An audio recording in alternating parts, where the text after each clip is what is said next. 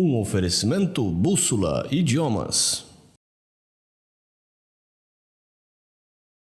Oriundo até das redes sociais, né? Sim. Tá certo? Ou seja, seria uma forma maléfica de negar a história. Sim. Não é? Hoje em dia você se depara com determinadas situações, há pessoas que negam o Holocausto, não é? Uhum. Há pessoas que negam a ditadura militar no Brasil. Não é? Então, é muito importante que a gente levante histórias como a do Dr. Ramon, do pai do Dr. Ramon, para que permaneça na memória das pessoas de que houve um período muito difícil onde a liberdade das pessoas foi cerceada. Sim. Não é? E aqui trazendo para o nosso métier, o métier da advocacia, nós como advogados, nós temos o dever, não só profissional, mas o dever moral e pessoal de defendermos o Estado Democrático de Direito. Sim.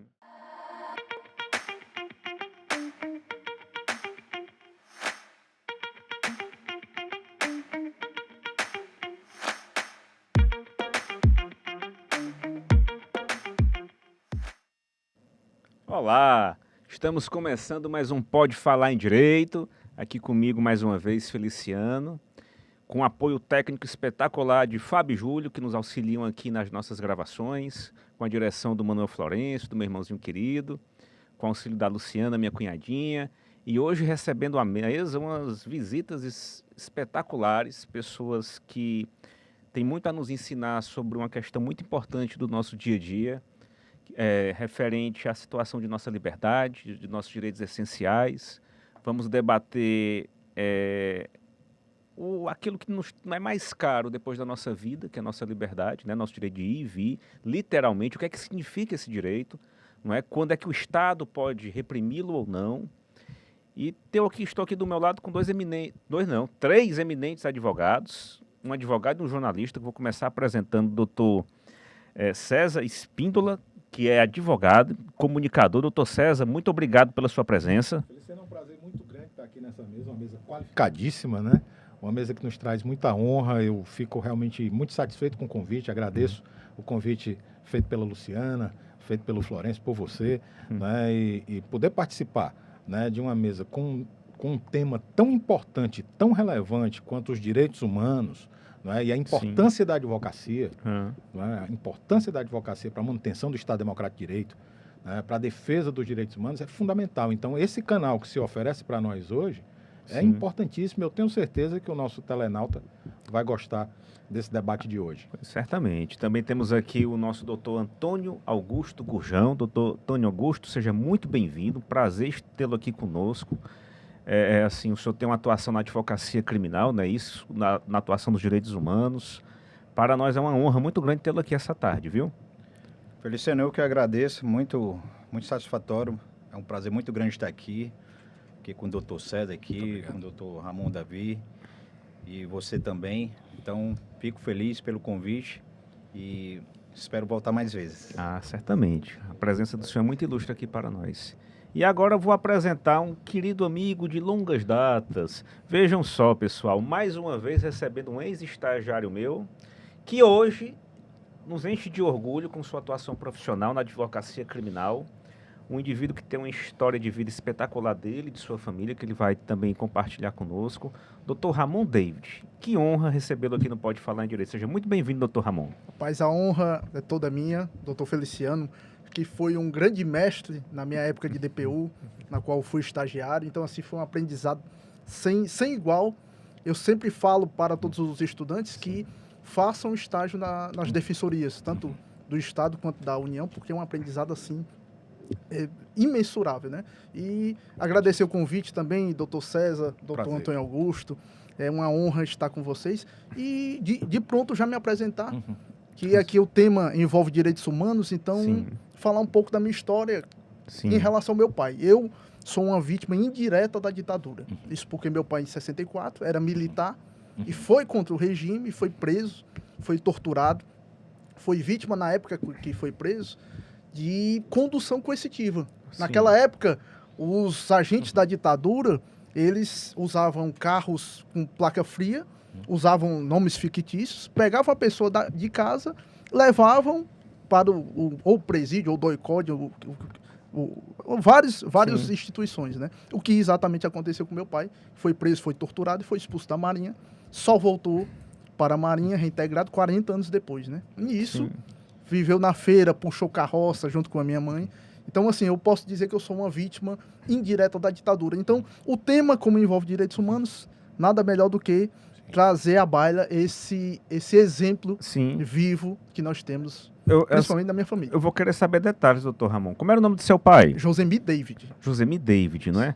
Ele foi militar e foi expulso das fileiras da Marinha. Isso. Ele era fuzileiro naval. Fuzileiro né, no Rio de naval. Janeiro.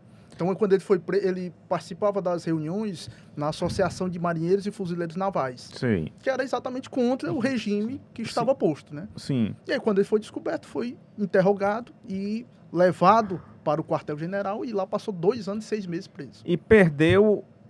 ele era praça, era oficial? Era praça. Era Ele perdeu a graduação dele, ficou a ver navios financeiramente. Ele passou, porque na prisão, na Ilha das Cobras, lá na Ilha do Governador, a prisão era aberta no teto. Então isso ele contraiu uma pleurite pulmonar, que foi exatamente o que desencadeou o falecimento dele, a doença que foi uma fibrose pulmonar, tão desencadeada exatamente pelos efeitos desse tempo que ele passou preso, né? Sim. E assim, então ele foi licenciado sem nenhum tipo de remuneração das Forças Armadas. Ele ficou preso quanto tempo? 2 anos e 6 meses. 2 anos e 6 meses. Eu acho importante, sabe, doutor César, frisar esse detalhe. Sim, com certeza. Porque é um relato de um filho de um preso político. Sem dúvida alguma. Que era militar. E aqui, assim, eu até friso também, né, pra gente deixar bem claro, a admiração que eu tenho, que eu sei que você tem pelas Forças Armadas, que o código de ética deles, a maior parte dos militares, dos oficiais, das praças, são indivíduos extremamente preparados, comprometidos, leais, assim, que atuam sempre baseado na camaradagem, que a gente não está aqui de modo algum, não é para assim, causar nenhum tipo de crítica à instituição, porque como existem pessoas difíceis na advocacia, na área da saúde, enfim, vocês estão entendendo o que eu estou querendo dizer. Sem dúvida. Mas é interessante esse relato, doutor César, porque meio que comprova o que muita gente ainda discute, voltou a querer discutir no Brasil sobre o que aconteceu no nosso país nos anos 60, não é verdade? É verdade. E assim, é importantíssimo isso que você falou, doutor Feliciano, porque há no Brasil, eu não diria nem no Brasil, há no mundo hoje, uma espécie de movimento negacionista, né? Sim. Tá? Eu reputo isso,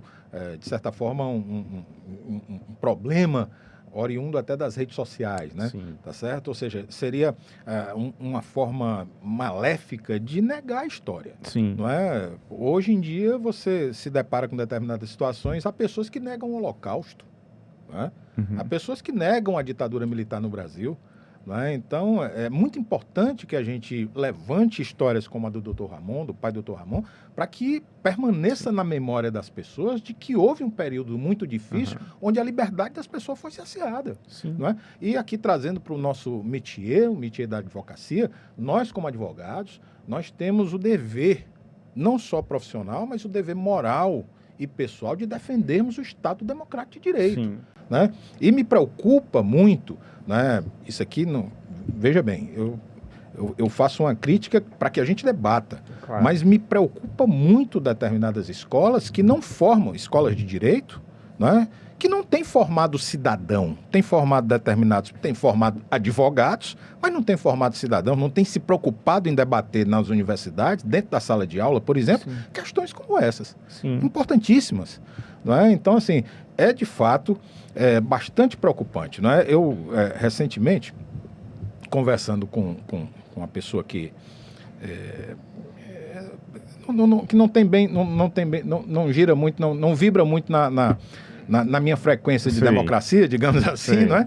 E um rapaz jovem, né, bem mais jovem do que eu, até brincando com ele, disse, cara, tu parece que tem cabeça de... Né, você é muito mais velho do que eu, não é? Disse, não, rapaz, porque bandido bom é bandido morto. Fizeram isso com Jesus. Bandido bom é bandido morto, disse, querido. Eu vou dizer uma coisa para você. Você fala isso até o dia que Deus o livre, você não vai precisar de um advogado criminal. Ou alguém da sua família. Ou alguém da sua família. Não é? Então, assim, muito complicado, doutor Ramon, muito complicado, doutor Gujão. E pegando o gancho do doutor César, se eu já falei até em sustentação oral no tribunal, e também fiz um vídeo, dizendo que Cristo está nos tribunais para lembrar os juízes, ministros, desembargadores, que não é possível lavar as mãos. Exatamente. Um dos maiores exemplos dessa questão de erro judiciário, de como o judiciário foi complacente naquela época, Sim. é Jesus. Sim. Claro. E ao lado dele, também um outro grande exemplo, que era um ladrão, que era Dimas. Exatamente. E foi salvo Salvo. por Jesus. Foi Jesus. Não é? Assim, fato. um indivíduo que foi condenado criminalmente, foi crucificado, estava lá, teve a honra de espiar ao lado de Nosso Senhor. Não é? Então, assim, sempre que a gente se depara com um réu no processo penal, não que a gente vá ser conivente com coisas erradas, a gente sabe que os ilícitos devem ser, não é, assim, repreendidos, né? Mas ao mesmo tempo a gente tem que tentar enxergar o que está por detrás da história e nunca se esquecer da possibilidade de injustiças e de erros. Claro. Doutor Gurjão, o senhor também tem um relato familiar, não é? De uma perseguição na ditadura? Tenho sim, Feliciano. A minha mãe, ela é prima legítima do Bergson Gurjão. E ele foi perseguido, torturado e morto pela ditadura militar, né? Sim. Ele era estudante universitário, estudante da UFC à época. E ele foi mais uma dessas vítimas que a ditadura fez no nosso país, né? Inclusive o corpo dele nunca foi achado, né? Teve um enterro simbólico aqui, com a presença até do governador à época. Sim. Mas, assim, o corpo nunca foi achado. Entendi. Então, a gente completando aqui as palavras aqui do Dr. César, a gente percebe que, principalmente nas redes sociais, hoje em dia, esse negacionismo, né? Tudo é negacionismo, tudo é fake news. Tudo é fake news. E eles tentam reescrever a história, mas a história está aí. Sim. Não tem como você reescrever. Então, a ditadura, de fato, existiu. Alguns dizem que foi uma revolução, mas a gente sabe que não, que foi tempos em que os direitos humanos foram cerceados, né? Não só a liberdade, mas principalmente o direito à dignidade, porque Sim. você torturar crianças, mulheres, né? Pessoas Grávidas, mulheres grávidas. grávidas até, isso ofende profundamente a dignidade da pessoa humana. Sim. Então, a gente tem que estar sempre colocando esse ponto, mostrando até para os mais novos, que eu acho que hoje em dia os mais jovens, eu acho que eles não pegam mais livro, eles vão nas redes sociais, vão nos grupos de WhatsApp, e ali eles pegam conteúdo e acham que aquilo ali é verdade, né? Exatamente. E eu acho até que está demorando muito para a gente criminalizar as fake news. É verdade. Isso já era para ter sido feito há muito tempo. Porque existe o risco muito grande, né, dessa desinformação, né, poder permitir que essa situação se repita. Exato. Né? E o pior de tudo, às vezes a gente simplesmente está debatendo isso. Você teve um pai que foi vítima, você teve um familiar que foi vítima, não é? O Dr. César acompanhou muito dessa história. E assim, às vezes você vai só debater isso e uma pessoa de uma vertente política começa a lhe ofender, a lhe tratar com grosseria, simplesmente porque você está debatendo um fato que é verdade. E isso é importante porque é muito engraçado, né? A gente vê assim, as pessoas que são consideradas, né, com esse viés reacionário, que tem essa mentalidade do bandido bom, bandido morto, mas ao mesmo tempo, quando a gente observa que eventualmente algum dos deles possam estar respondendo uma ação penal, aí eles se lembram do devido processo legal, não é, doutor Ramon? Verdade, exato. Você lembra dos direitos humanos, né? Dos direitos humanos. É o que eu sempre falo, rapaz, a maioria das pessoas, isso eu vejo no cotidiano, em churrascos, em festas, o cara que diz bandido bom é bandido morto é o cara que bebe e dirige. Isso. É a pessoa que vai e compra o TCC, Exatamente. que comprava CD pirata ou então camisa pirata, e quando precisa... Que só nega o imposto de renda. Exatamente. E aí, quando precisa, ele vai chamar quem? Ele vai chamar o promotor? Isso. Vai Não. chamar o delegado? Vai chamar o juiz? Não. Vai chamar Ele vai o precisar do advogado. Exatamente. Muitas autoridades. E até um dado, eu gosto muito de um advogado que atuou muito na ditadura, que é o Técio Lins e Silva. Sim. Um grande advogado, grande muito, sumidade. doutor César. E ele fala que atualmente, nós que somos da área criminal, está mais difícil atuar nos dias atuais na seara criminal do que na época da ditadura. Sim. A figura do advogado era mais respeitada na época da ditadura do que nos dias atuais. Vê esse avanço, e isso muito fruto de não ter, de o Brasil não ter punido os agentes da ditadura. Exato. Sobre isso, doutor Ramon, como é que a situação do seu pai foi restabelecida? Ele foi reconhecido como perseguido político? Como foi que se deu? Ele entrou, tinha um grupo de advogados, né, um grande escritório do Rio de Janeiro, procurou, ele assinou aquele contrato de risco, né? E ele foi anistiado político depois de 6 anos, né? Judicialmente. Com base na lei da anistia. Exatamente. Com base na lei de anistia. E foi em 2007 ele foi reintegrado. E foi aí indenizado. Foi indenizado e voltou, assim, a receber os proventos na patente de segundo tenente, né? Que coisa maravilhosa, não é? Então, assim, vejam só, meu povo. E só completando, e graças a Deus ele recebeu em vida. Sim. Que muitos Não conseguem. só a não família conseguem. que recebeu. Muitos nunca nem receberam. Nunca nem recebe, exatamente. Essa situação é emblemática, porque tanto teve ditadura, tanto teve perseguição, que criaram a lei da anistia. Exato. Que criaram a lei da anistia que permitiu ao pai do Dr. Ramon poder, assim, ser reconhecido como vítima de uma perseguição como ele foi, não é? E como, graças a Deus, você falou, poder ter usufruído da indenização e da sua dignidade ter sido devolvida, né? Assim, como militar, não é? Recebendo a remuneração de oficial. E nessas horas, eu fico feliz por a gente morar num Estado democrático. É verdade. Porque isso só foi possível porque essa lei foi aprovada, porque existe um poder judiciário independente, não é? Porque muitas vezes, assim, as pessoas estão criando agora, não sei se você já observou, doutor César, criando assim, vamos supor, se um determinado magistrado, hoje chama muita atenção os ministros do Supremo Tribunal Federal, mas se um determinado magistrado, ele profere uma decisão que vai contrária àquilo que ele entende politicamente mais adequado, já se começa a querer perseguir o magistrado, Verdade. ofender ele, querer perseguir os parentes do magistrado, querer impeachment um magistrado com base na sua decisão. O que é que o senhor acha sobre essa postura? Não, eu acho que isso é um fenômeno de comunicação, não é?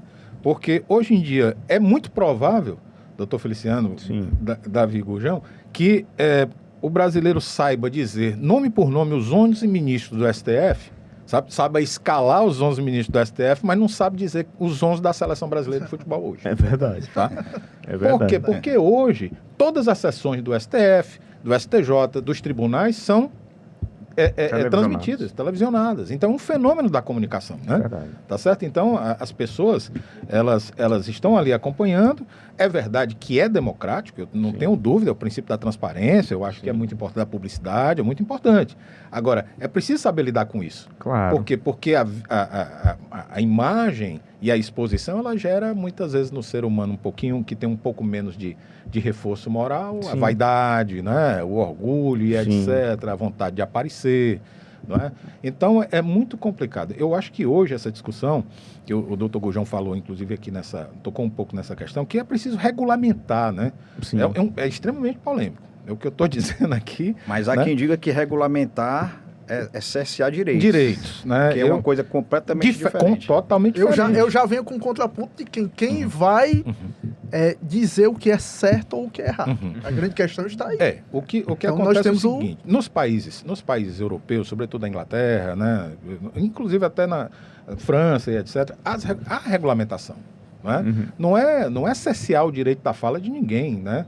Mas é, sobretudo, colocar alguns pingos nos is, né, daquilo que é possível se dizer ou não, onde você vai avançar, por exemplo, numa fake news, né?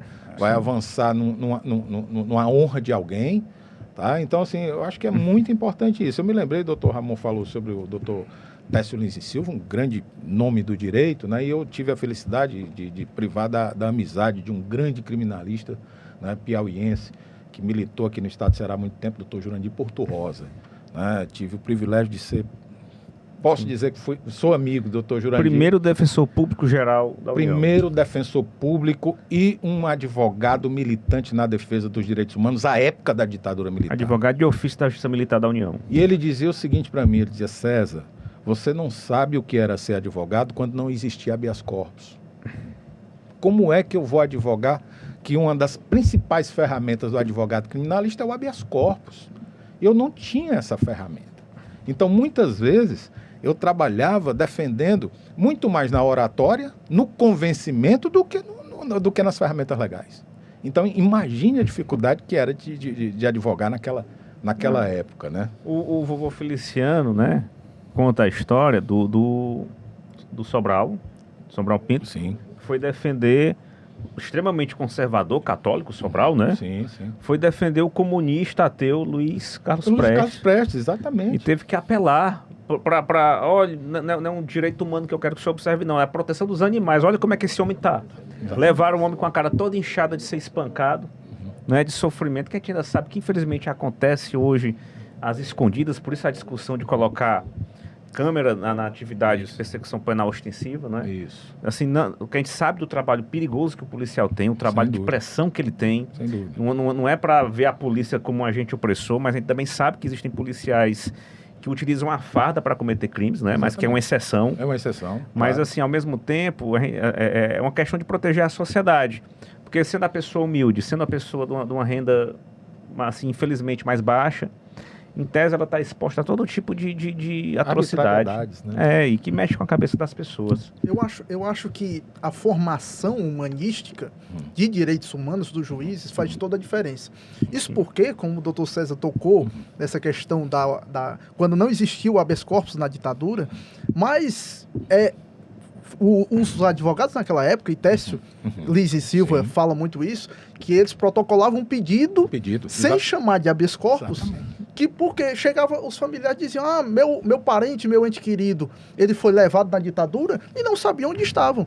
Então, o presidente do Superior Tribunal Militar, ele despachava pedindo informações, sem chamar de habeas corpus, e muitas vezes salvavam a vida da pessoa. Muitas vezes. Então, assim, esse caráter do ser humano, muitas vezes nos juízes, atualmente, infelizmente, nós não temos. É aquela coisa muito legalista. Tecnocrata, né? Tecnocrata. Porque toda essa máquina dos concursos forjaram concurseiros que o quê? O cara só quer ganhar a vida. Exato. Em grande parte. Tem muitos juízes atualmente. Claro. Então, assim, esse viés humanitário, de ver o outro, de julgar o outro não conforme a minha régua, o que eu passei na minha vida, mas sim se colocar no lugar do Ser outro. empático, né, doutor? Exatamente. Como, atualmente, nessa questão ligada a direitos humanos, o Superior Tribunal de Justiça, dessa questão da invasão de domicílio, disse, não, a pessoa que é presa no meio da rua e tem, vamos dizer, 1 tonelada de droga em casa, se a gente for ver pela lógica, ela não vai autorizar de bom grado o ingresso da polícia. Claro. Pode continuar, Não, pode Ramon. continuar. Completando o que o doutor Ramon está falando aqui, essa coisa de o estudante de direito ter aquela formação técnica nas faculdades, falta essa questão da formação humanística, filosófica e sociológica. Eu acho até que isso não deveria ser apenas para o estudante de direito. Eu acho que já no ensino médio a gente poderia ter noções de direito constitucional, noções de filosofia, sociologia, porque são essas disciplinas que vão fazer com que o indivíduo comece a pensar e questionar as coisas. Claro. Porque você vê lá o Código Penal, matar alguém, pena, aí pronto, ele vai decorar aquilo ali para o concurso. Sim. E muitas vezes o juiz, o promotor, estou falando aqui desses concursos que são assim, que exigem um pouco mais do candidato, até porque o juiz ele vai julgar a vida de uma pessoa. Claro. Então você forma às vezes juiz até sem experiência nenhuma de vida, muito técnicos, inteligentes, técnicos, mas jovens, mas que não passaram assim pela vida ainda. Nunca entraram numa favela, nunca pegaram um ônibus lotado, eles não sabem a realidade da grande maioria da população brasileira. Então ele vai fazer um julgamento de acordo com a experiência de vida dele. Exatamente. Muito pouca, inclusive. Então ele não tem a formação humanística, ele não tem... aliás, ele pode até ter, mas ele não tem a vivência, e muitas vezes ele até sabe o conhecimento sociológico, filosófico, mas ele meio que deixa aquilo ali de lado. Então o julgamento dele é muito técnico. Eu vi até um juiz num podcast, até acrescentando o que o doutor Antônio falou, que ele disse, eu prefiro ser julgado por um analfabeto com experiência de vida do que um juiz que passa 3 anos só sendo concurseiro. Sim. Porque com Perfeito. certeza ele vai ter um olhar, uma ótica Bem muito mais. além dessa questão da alma do ser humano.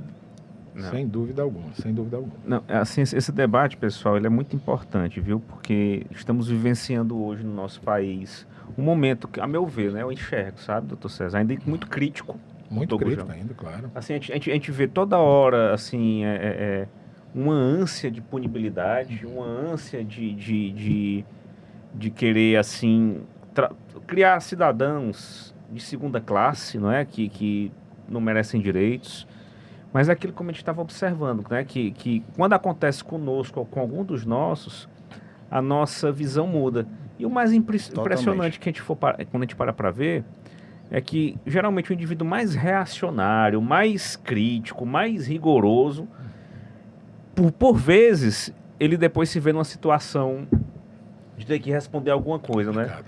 Assim, aparentemente as pessoas elas têm aquela questão de querer medir os outros pelo seu caráter, não é? E aí acho que meio que sendo assim perseguidores, agressivos, de alguma forma elas meio que conseguem disfarçar alguma coisa tenebrosa na sua própria existência. Na atuação da advocacia criminal, o que é que vocês analisam assim essas questões morais, essas questões sociais que envolvem os atores dos processos penais, tanto questão do réu, como da autoridade julgadora, como da autoridade que é a titular da ação penal, que no caso é o Ministério Público. Como é que vocês veem isso? Doutor, eu observo, a minha experiência ainda é pequena como advogado criminalista, eu estou começando, né? Sou jovem advogado, com muita honra, né? A minha experiência é da área da comunicação, né? Sou jornalista já há 34 anos, né? Passei por vários veículos de comunicação, sou professor universitário, formei uma boa quantidade de jornalistas que hoje estão aí no mercado, né? Mas como advogado e com essa visão, né, do comunicador, o que eu percebo? Eu percebo que há, sobretudo nos processos criminais, algo que não acontece. A gente olha para a teoria, estava até conversando com o doutor Ramon ali nos bastidores, que a gente sai da universidade com a visão, né? Aquilo é lindo, né? E quando a gente cai dentro, né, da advocacia real, do mundo real da advocacia, a gente vê, eu vou acompanhando audiências criminais, eu vejo assim, o juiz, o doutor Lênio Streck, grande procurador, hoje advogado, ele dizia, olha, no Brasil não há justiça, no Brasil há juízes. Então eu me lembrei muito dele no dia dessa audiência, né? Porque o advogado, não existe hierarquia entre advogado, Ministério Público e magistrado, né? Mas o que a gente acontece? Que muitas vezes o magistrado quer impor um código de processo penal que só existe na cabeça dele, né? Recentemente um colega advogado foi repreendido de forma absurda por um promotor de justiça que não permitiu que ele gravasse a sua audiência. Ora, a audiência está lá no Código de Processo Civil, lá, que a gente usa como analogia lá, né? Audiência pública. Então você pode gravar e gerou um problema gravíssimo, uma questão ali que inclusive gerou uma nulidade dessa audiência. Então são coisas desse nível que a gente acompanha na prática e que é uma dificuldade tremenda, né? Acesso ao processo. Você chega na delegacia, muitas vezes tem delegado que não quer lhe dar acesso ao processo, você precisa entrar com mandado de segurança para poder ver o processo. Né? Coisas do mundo real, né? Doutor Davi é vice-presidente da Comissão de Direito Penitenciário, né? Eu fui da região metropolitana. O atual vice-presidente da comissão daqui de Fortaleza é o doutor Antônio. Doutor Antônio, pronto. Então, perdão, doutor Antônio. E a gente percebe o quê? Que há um profundo desrespeito da atividade profissional, sobretudo quando se atua, né, no sistema prisional do Estado do Ceará, não é? E nós somos do Tribunal de Prerrogativas da OAB. Pronto, iria entrar nesse caso. Toda quinzena nós temos ações que os colegas advogados relatam desrespeito a prerrogativas por parte da SAP, da Secretaria de Administração Penitenciária. Por quê? Porque muito da atuação dos advogados ela é mitigada, querendo confundir o advogado, o doutor César sabe muito bem, confundir o advogado com o cliente. Com o crime. Exatamente. Cliente, entendeu? E o que nós temos hoje em dia são juízes, principalmente isso na lida criminal, é aquela coisa, é punir a qualquer custo. A qualquer custo. Não, então, se coloca de lado as garantias do processo, do advogado, principalmente, que eu acho que é o pior que existe, né? Porque o advogado está ali para representar a sociedade. Exato. Nós não estamos... eu sempre, quando a gente vai fazer análise de um processo, eu sempre vejo se nós temos uma tese técnica para poder sustentar. Exato. Não criar historinha de tudo, mas sim uma tese técnica. Tem. Então, vamos daquela forma. Então, hoje em dia, eu acho que o judiciário, como temos hoje em dia a cadeia de custódia da prova, aquela coisa toda, e assim, eu vejo muito que a polícia está jogando de qualquer jeito. Eu sempre falo para os colegas, até na sessão do TDP, que eu só entro em uma delegacia de polícia se for gravando. Infelizmente. Porque de uma hora para outra, como eu vou exigir que o direito seja obedecido, de uma hora para outra a gente pode ter uma confusão, ou então uma negativa de um direito e eu tenho que estar gravando. Isso não acontece na Polícia Federal. Na Polícia Federal, a diferença gritante. Tivemos agora um flagrante de apreensão de tráfico de drogas no aeroporto. E a Polícia Federal faz até o termo de justificação do uso de algemas. Legal. A diferença. É outro nível, né? Outro nível. Então, então, me surgiu aqui, perdoe, doutor Feliciano, me surgiu a seguinte curiosidade. Por que isso acontece? Será que o policial civil não tem qualificação? Os delegados, os inspetores, os escrivães, que na minha avaliação tem, são pessoas qualificadas. Sim. Passam num concurso público difícil, normalmente são bacharéis em direito. Normalmente são bacharéis em direito. Por que essa postura tão assim, beligerante contra os advogados? Eu realmente, às vezes, eu fico me perguntando. Né? Porque, na realidade, o nosso trabalho, eles dependem do nosso trabalho. Sem um advogado, não há processo, não há inquérito. Né?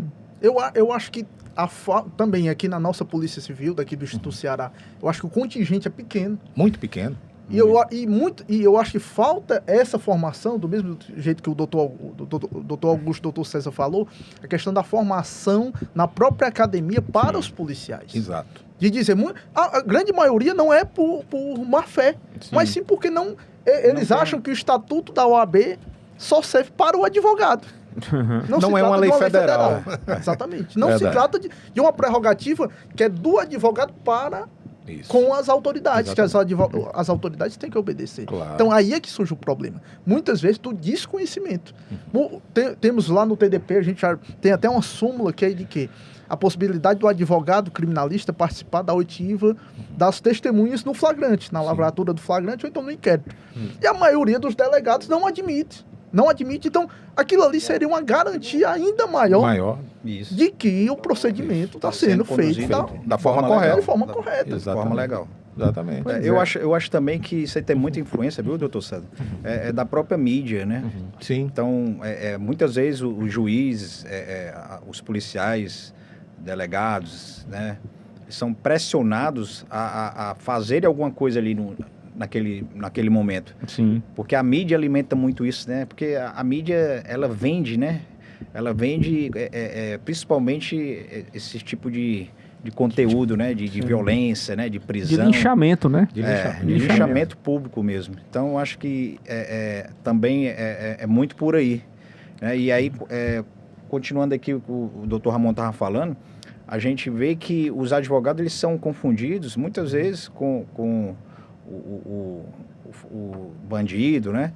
E a gente sabe também que existe alguns advogados que cometem, né, alguns crimes aí e tal, mas é uma minoria. Sim. E aí criou-se essa imagem de que o advogado ele é cúmplice do bandido e não é. Então o advogado ele está ali para fazer valer a lei, fazer valer a Constituição, para fazer valer toda a legalidade do procedimento, do ato, porque muitas vezes a gente vê ali, logo de início, flagrantes situações de descumprimento da lei e da Constituição Federal. Então, o advogado está muitas vezes ali para garantir a aplicação justa da lei. E se o bandido vai ser condenado ou não, é outros 500. Mas o advogado, a mídia também cria isso, né? E o advogado criminalista está lá com o bandidão e tal. Vou lhe dar um depoimento, doutor Gurjão, a esse respeito. Meados ali final dos anos 90, né? 95, 96, eu trabalhava na TV Jangadeiro, na época era editor e apresentador de um jornal, e apareceu um concorrente numa outra emissora. Vou falar o nome aqui que já faleceu, inclusive era meu amigo Francisco Taylor, né? Comumente chamado de Mão Branca. Né? Foi ele o precursor dos programas policiais no estado do Ceará, tá certo? Ele já trouxe digamos assim, esse modelo do homem de sapato branco lá de São Paulo, né? Trouxe aqui para o Ceará. Aí, na época, nós questionamos, é um absurdo, porque ele fazia o quê? Ele gravava autópsia. Minha nossa. Ele gravava autópsia. Ele mostrava o corpo das pessoas Agora, que horas que passava? Meia-noite. Numa emissora concorrente, passava meia-noite. Gerou uma comoção. E eu estou falando dos anos 90, 1995, 96, por aí. Gerou uma comoção no Ministério Público, tá certo? Intimou essa emissora de televisão e a emissora foi obrigada a fazer um TAC, um termo de ajustamento de conduta, para empurrar para mais tarde ainda esse programa, tá certo? Hoje você está almoçando, você vê violência a qualquer hora, Qualquer hora. entendeu? Então, assim, na minha avaliação, falta um pouco de controle. E aí a gente volta para a questão da regulação, né? Falta um pouco de controle. Eu tenho ainda filhos pequenos, né? E a gente, de vez em quando, você é obrigado a expor a criança ali em determinadas coisas, né? Então, e por outro lado, o que eu percebo? A construção do conteúdo dessas pessoas é no sentido de criminalizar a advocacia, sempre, né?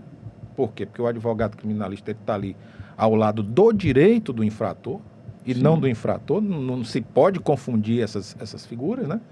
Mas para ganhar engajamento, para ganhar a audiência, muitas vezes ele mistura as coisas, né? Não, e vejam só, se o indivíduo, se a pessoa quer que o bandido que cometeu o crime seja punido, pague pelo que ele fez, essa pessoa tem que ser a primeira a querer defender que ele tem um bom advogado, um defensor público. Faz muito Porque sentido. se ele não tiver, aí o processo pode ser anulado e um bandido criminoso que fez uma coisa errada pode ser solto por conta dessa questão essencial. Isso. Porque o advogado, ele não vai estar lá, como vocês disseram muito bem, não é para defender o crime, ele vai estar lá para defender o nosso Estado de Direito. Exatamente. Então, assim, se um inocente pode vir a ser processado, pode ser investigado no inquérito policial, então é essencial que ele tenha a possibilidade de se defender, de que tenha um profissional habilitado que possa acompanhar o caso. E, da mesma forma, se o indivíduo for um criminoso, para ele também. Porque se depois, sendo tudo apurado, tudo comprovado na fase de instrução, ele poder ser adequadamente punido. Porque se não for assim, ele vai ser solto. Vai ser um bandido que cometeu um crime com a possibilidade da liberdade. Exatamente. E eu acho que essa questão do efeito contra a advocacia, principalmente que nós temos hoje em dia, isso eu vivenciei porque eu assisti muito de perto, né, na TV Justiça, a partir do julgamento do Mensalão. Quando o ministro Joaquim Barbosa era presidente do Supremo Tribunal Federal, ele determinou, ato próprio, não do tribunal, que a tribuna da advocacia fosse rebaixada ao patamar dos juízes. Então estava abaixo, representando assim que a advocacia estava abaixo. Na gestão posterior, que foi do ministro Lewandowski, ele mandou readequar através de um requerimento do Instituto dos Advogados do Brasil, que o presidente é o Técio Liz e Silva, mandou que voltasse ao patamar, quer dizer, igualando aos juízes e aos ministros, né, da corte. E também, no próprio julgamento do Mensalão, o Cacai até afirmou a diferença do advogado para com os ministros e procurador-geral da República, que ele estava com um dos clientes e quando entrou todo mundo, o procurador-geral entrou junto. Aí o cliente disse, ele vota. Então, assim, assustado. Toda essa força desigual com os advogados. Exato. Então, se a Suprema Corte tem algumas atitudes que vão contra essa questão da advocacia, o que o juiz de primeiro grau, lá do interior, não vai fazer? Se ele diz, não, se lá em cima... Tá desse jeito. Imagine... Não, respeito. Senhores, olha, esse nosso debate é espetacular. Nós estamos tratando de assuntos que envolvem a vida da nossa sociedade atualmente. E para a gente do Pode Falar em Direito, poder tratar desses temas aqui com pessoas tão gabaritadas enriquece muito o nosso programa. De modo tal que eu quero encerrar esse nosso episódio, mas já prometendo para os nossos espectadores, não é, que teremos um outro encontro onde todos nós iremos debater temas específicos sobre essas questões. Doutor César, muitíssimo obrigado pela presença. Agradeço demais, doutor Feliciano. Foi uma honra estar aqui nessa mesa, junto do doutor Gurjão, doutor Mário, doutor David. Enfim, quando precisar, pode nos convocar, que nós estaremos aqui com o maior prazer. Doutor Gurjão, muito obrigado. Doutor Feliciano, fico feliz de ter vindo. Como eu falei aqui no início, espero voltar mais vezes. Gostei muito de estar aqui nessa mesa aqui com o doutor César. Obrigado. E com o meu amigo Ramon Davi. Doutor Ramon. Fico lisonjeado, assim, é uma experiência incrível e Deus abençoe a todos. Né? Sejam sempre bem-vindos, senhores. Pessoal, muito obrigado pela presença de vocês. Fiquem sempre com Deus. Até logo.